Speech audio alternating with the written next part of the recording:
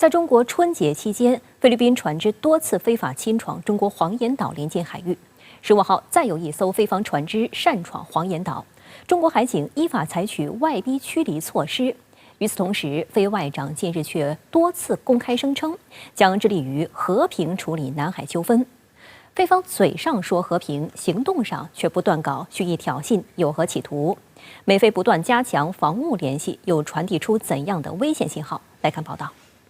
中国海警局15号晚间发布新闻发言人甘宇谈话指，当天菲律宾渔业和水产资源局3005船非法侵闯中国黄岩岛临近海域，中国海警在多次喊话警告无效的情况下，依法对飞船采取航路管制、外逼驱离措施，现场处置专业规范。海警局强调，中国对黄岩岛及其临近海域拥有无可争辩的主权，中国海警依法在中国管辖海域开展维权执法活动一以贯之，坚决维护国家主权和海洋权益。外界注意到，这已经不是菲方近期第一次在黄岩岛附近搅局。本月初，中方就通报2月2号至9号，菲律宾海警9701船多次非法侵闯中国黄岩岛临近海域，当时中国海警就对其进行喊话警告，在喊话无效的情况下，中国海警依法对飞船采取航路管制、外逼驱离措施。而在此前一周，1月28号，就有4名菲方人员非法闯入中国黄岩岛礁盘活动，中国海警依法予以警告驱离。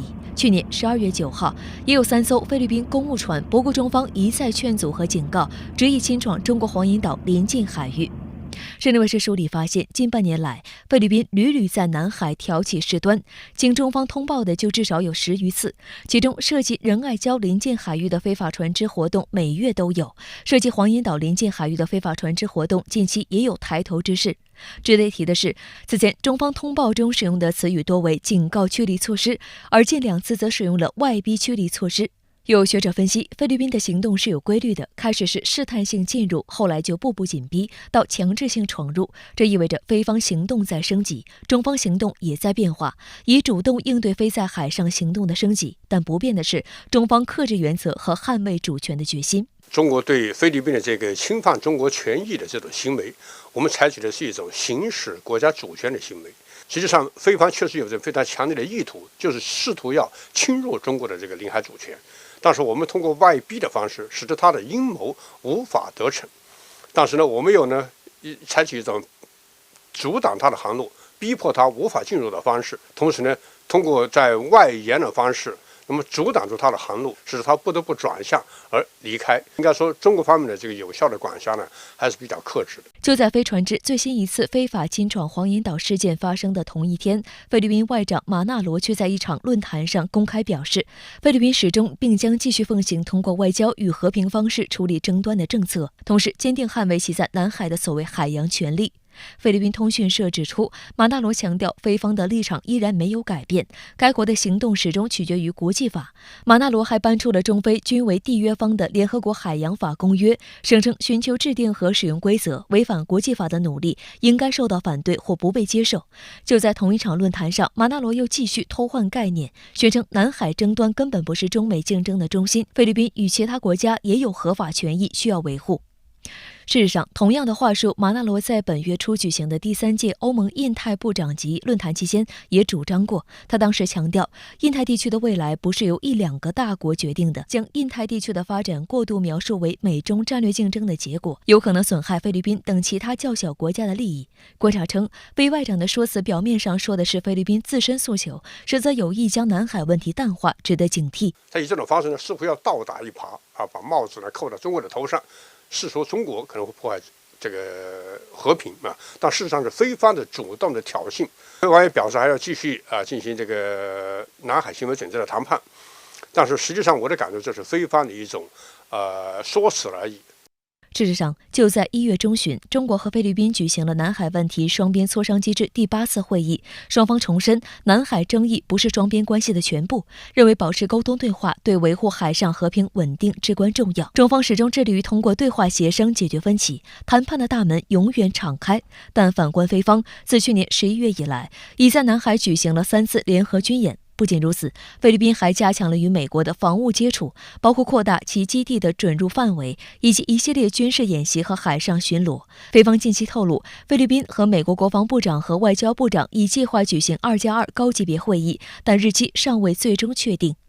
值得一提的是，就在飞船之9号非法侵闯中国黄岩岛临近海域之际，美菲还在南海举行联合海上演习。外界注意到，菲律宾马克思政府上任以来，在对外政策上大幅倒向美国，加入美国主导的印太战略，积极充当美国遏制中国战略的马前卒角色。美国事实上现在通过和菲律宾以及和其他的一些美国的军事同盟国家，在南海地区进行军事的这种演习，而这个演习的锋芒所向就是针对着中国。美国确实已经一步一步的开始在南海进行介入，从而公开的完全的支持菲律宾来挑衅中国的领海主权。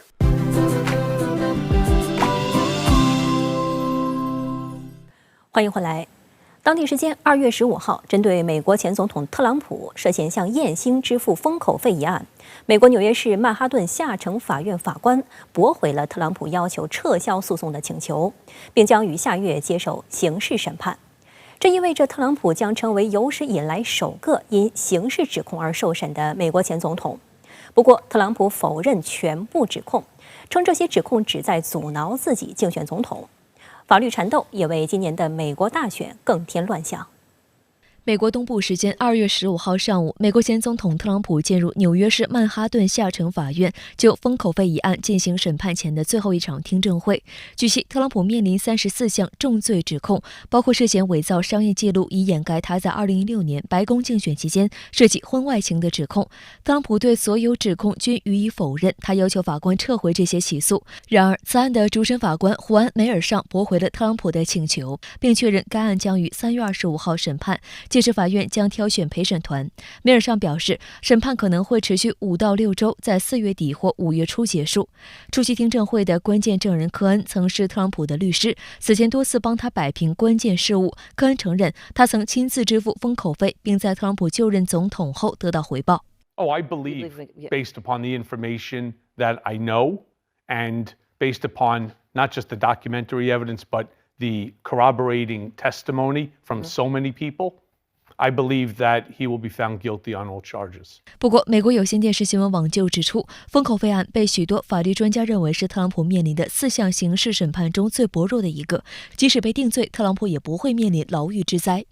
深圳卫视梳理发现，特朗普深陷4起刑事诉讼案件，除封口费案外，还包括现任总统后处理机密文件不当、干预2020年总统选举等行为，让他合计受到91项罪名指控。此外，特朗普还被卷入2起民事案件。15号的听证会结束后，特朗普在庭外发表讲话，重申了一贯以来的说法，即针对他的刑事起诉是出于政治动机。What it is election interference. It's being run by Joe Biden's White House.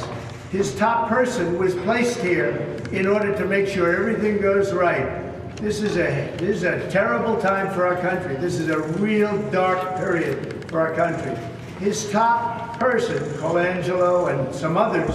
have been placed into the DA's office to make sure they do a good job of election interference. There's never been anything like this in the history of our country. With all of this being said, 与特朗普关系暧昧的美国福克斯新闻此次也坚定站队特朗普，直接在节目中抨击纽约州司法不公。That Donald Trump's going to get any fair trial in New York. Yeah, it's really unbelievable, Sean. I wouldn't believe it if I wasn't the one sitting in these trials myself. 我觉得美国的2党对立或者政治激化的状况，是在增加当中。这种政治的激化是已经很多面向。种族的、经济的、地域上的，很多。那在实际的操作里面，可能2个主要政党，共和党、民主党，都会拿来做一个很激烈的政治攻防。这样的现象其实不是1天2天。特朗普法律缠斗凸显美国大选乱象频出。需要说明的是，即使法官届时做出了有罪判决，也不会妨碍特朗普竞选美国总统或就职。就算他被监禁也是如此。但定罪可能会损害特朗普在选民中的支持率。